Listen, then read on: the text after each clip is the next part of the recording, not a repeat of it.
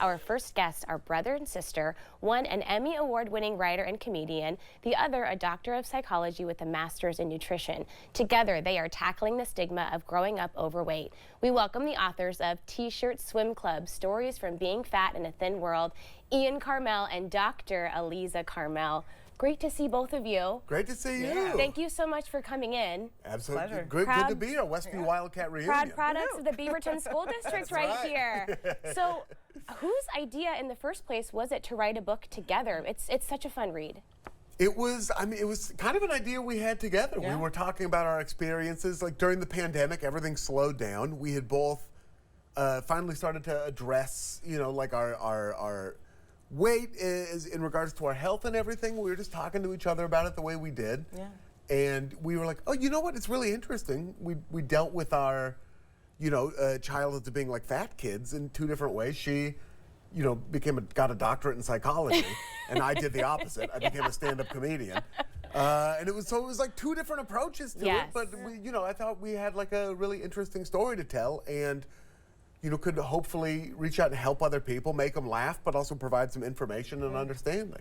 It's such a wonderful read. I think for anybody can really learn a lot from it. Let's kind of talk about the structure of it. You have kind of the narrative in the beginning of essays talking about your experiences growing up, and then you jump in with the clinical, science-based evidence with helpful tips for people to move forward in a more positive way. Yeah, that was the hope, and to try and give a what's going on here? How do we do this differently, and how do we feel better about ourselves? And addressing what Ian went through to help people understand that what they're going through is common. Like it's an experience that we can all relate to, and it's an experience that you don't have to be alone through. For sure. Yeah. And it's a never-ending journey because you talk about you both have grown so much and learned so much, but you still have moments where it's tough. And you'll kind of write about those dark thoughts. Yeah. And then you come in and check him, and you go, hold on, Ian. No, you stop that. We're going to be nice to ourselves here. It's hard to, because we're wired not to be. Yeah. We're wired to see the negative and to be deprecating. And so it's really hard to call that out, bring awareness to it. And that's what I want our readers to understand.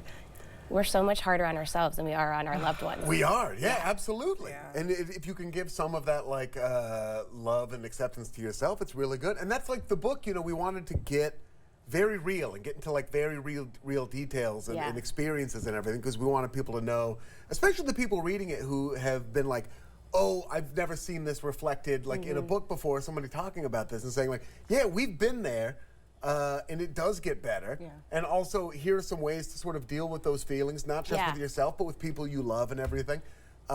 If it was just me writing the book, it would have been a big mess and it would have been stupid. I think it would have been funny, but I think that would have been it. But having Alisa on board, who not only does have these amazing like accolades as a student, an educator, like a doctor, but also who lived it herself. Yeah.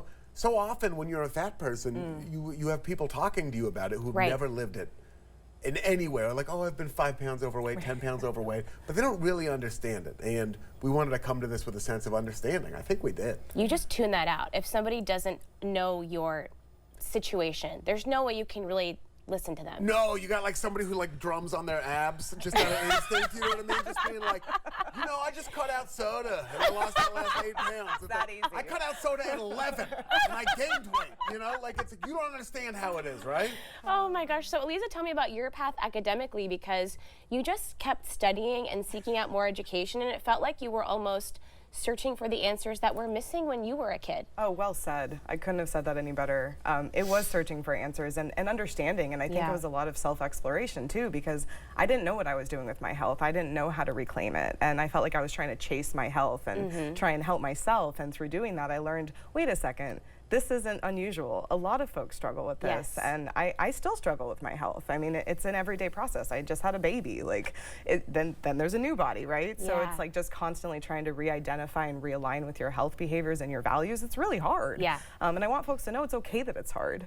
Right. Like it's okay. It's hard for everyone. Yeah. It is, and you can also be in touch with it when you're like, I completely ignored my health when I was at my unhealthiest, right? Which is like the opposite of what you would think you wanted. Right. You think you'd be, when I weighed 420 pounds and I was drinking to excess and all that stuff, you think you'd want to be in more contact with a doctor because things are a little dicier. But it was the opposite. I stuck my head in the sand. And the thing, part of that is because of how hard it can be to go to the doctor when you're a fat person. right? I mean, going to the doctor can be terrifying. Yeah. You know, it's like the first thing they find out is your weight, and then that's the rest of the appointment. And it can be hard to know, you don't need my weight today. I remember I used to call my mom all the time and be like, what do I do? How do I handle this? And she's like, own your space. Own it. And I didn't know I was allowed to. Yeah. You walk into a doctor with a samurai sword sticking out of your torso, and they're like, you got to lose some weight. Like, that's the first thing they talk about.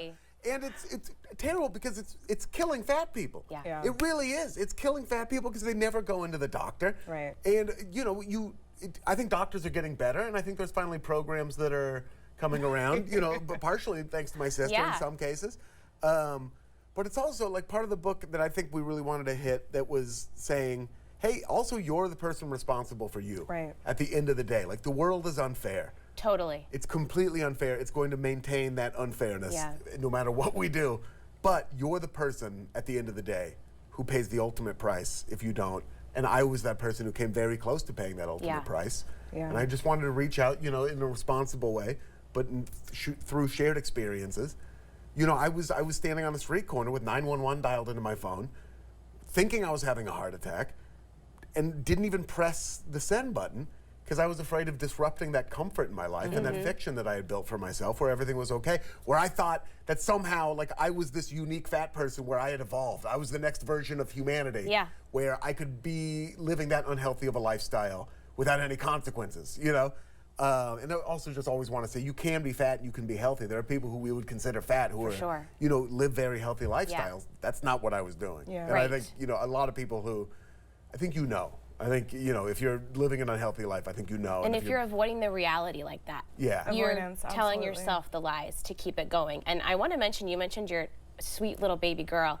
Alisa finished her doctorate and had a baby in the process of writing this book. Like, what in the world?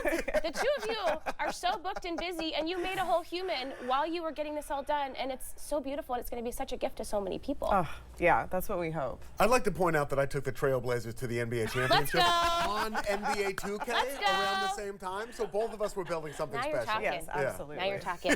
So you're here in Portland. You're busy this weekend. You were at Livewire last night. You've got a book event. You're doing a comedy thing in the park. A comedy thing in the park tonight at Laurelhurst Park, and then tomorrow we're going to be at Powell's, the big one, the City of Books. The big one. It's air conditioned. 3 p.m. Come on down. Come down. I'm gonna bring a cooler full of ice cold LaCroix. Let's go. Yeah. I don't know. Conversely, bring some cookies, even though we wrote a book about being fat. Actually, maybe it's perfect. There Come hang out. It's gonna be really fun. The sun is shining. It's Rose Festival weekend. The Karmels are here. Thank you guys so much. Grab a sailor. Come to Powell's. It's gonna be fun. Bring one. Bring all. Sailor. Oh my gosh. Thank you both. The book is amazing. Okay, everyone. Ian and Alisa have a book event tomorrow at 3 p.m. at Powell City of Books on West Burnside. We'll have more information on KATU.com. The book again is T-Shirt Swim Club. Pre-order it now. It is officially out in just a couple of days. It's an amazing read. I can't rave about it enough. We'll be right back with more Afternoon Live right after this.